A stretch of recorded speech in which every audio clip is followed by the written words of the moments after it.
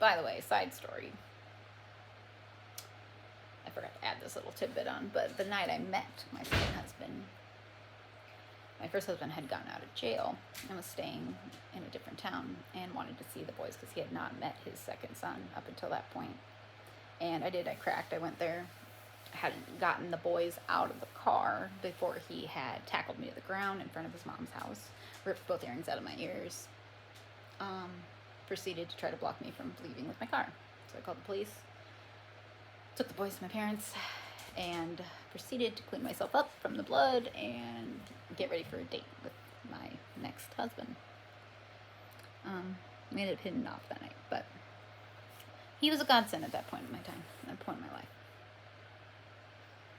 It wasn't, I guess, 2-3 months after I met him that I became pregnant with my daughter, which I never thought would be possible. I'd prayed for a daughter for years and years and years, and I'd just given up hope with my 2 boys, but yeah. I found out I was pregnant, came home, and told him, at my boyfriend at the time, that I was pregnant. And he looked at me and he said, "Are you going to keep it?" And I just remember the feeling of just, I was taken aback by that, because that was not my expected first response. But he proceeded to joke about hangers and just back alley. Anyway, stupid. But I looked at him and I said, "Yes, I am." And he was very supportive for the most part. He came with me to the doctor visit, found out it was a girl. Everything was pretty good. I got to stay home for a whole year and take care of the boys. I babysat all my nieces and nephews from his side of the family. It was great. I loved being able to stay home with those kids. It was kind of hard at the time because Bryson was barely walking and Kinnick was not. So, yeah. So at the beginning it was okay. After a while, though, I began to notice that my boyfriend at the time had a very bad temper. I started to see him very violent toward the kids. He left red welts on my sons, but his spankings were not spankings, they were beatings. At the time I was raising his two sons as well. So I had 5 kids under my care, and I really regret not doing anything back then, I guess. But to me that was just normal, I guess. I don't know. I have no excuse for putting up with that back then. But needless to say, we kind of went through hell for a few years there. It was just dreadful. I mean, he was very abusive emotionally, mentally, physically to me, physically to the boys. Never our daughter, but yeah. He became increasingly violent with me, strangled me, threw my head against windows in his truck, beat me, pulled me across the floor by my hair. He'd lock me in the room for hours for my kids, which was the worst.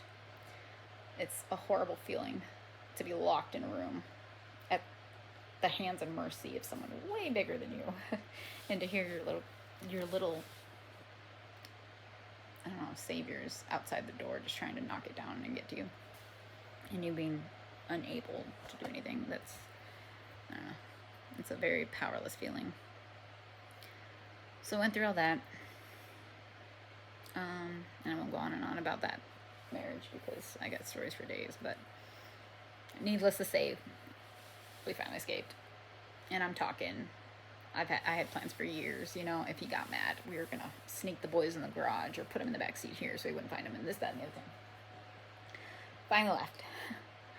And after years and years of emotional and mental fucking up in my head, I decided to get gastric bypass because I'd been told, obviously, not told I was pretty, but he told me if I get that surgery, we were done for good.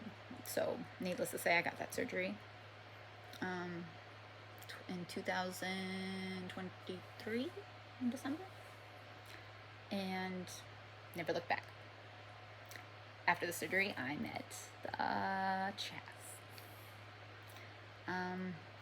The first and only man in my life. that I've been with that has not abused me in any way, that has not broken my heart, that has not made me feel insignificant. Nothing. So, in comes Jess.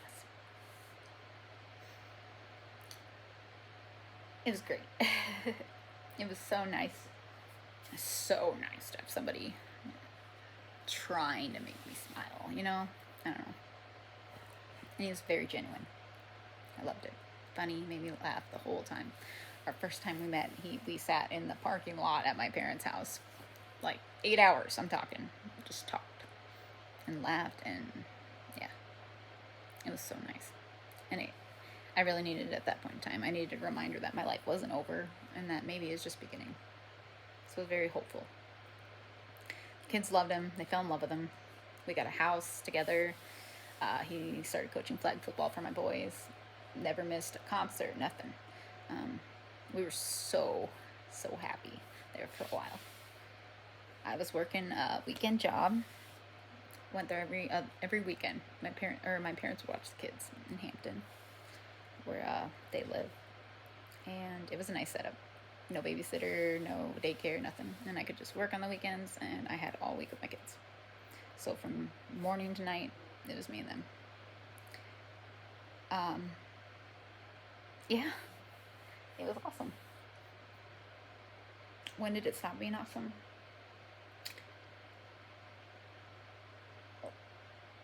When him and I went to a friend's house of mine, and I tried methamphetamine.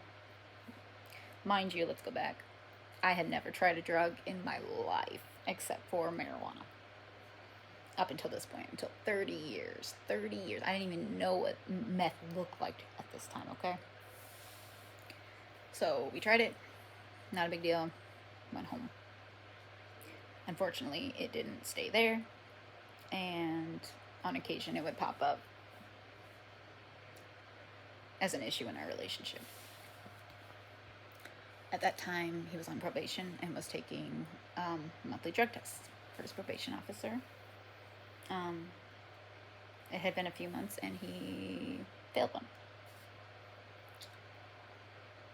The next day, I had DHS at my door, interviewing my kids, interviewing me. Has there ever been drugs smoked in the house? Has there ever been drugs around the kids? No, absolutely not. Nope. No. And I said that it couldn't even been him at all, because he was never alone with the kids.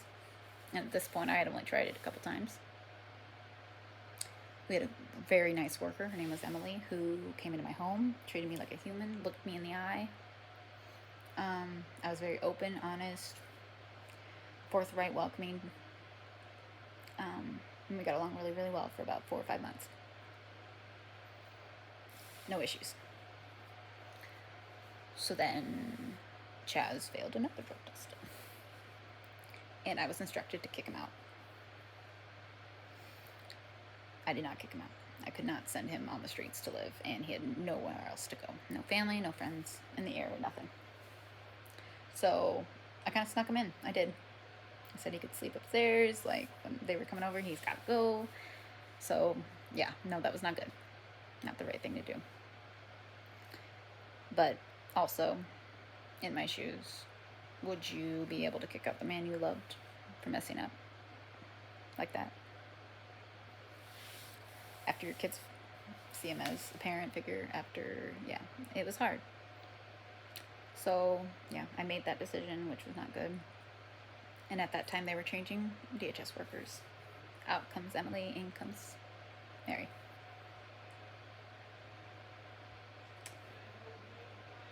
That's when things started to go downhill, I'd say.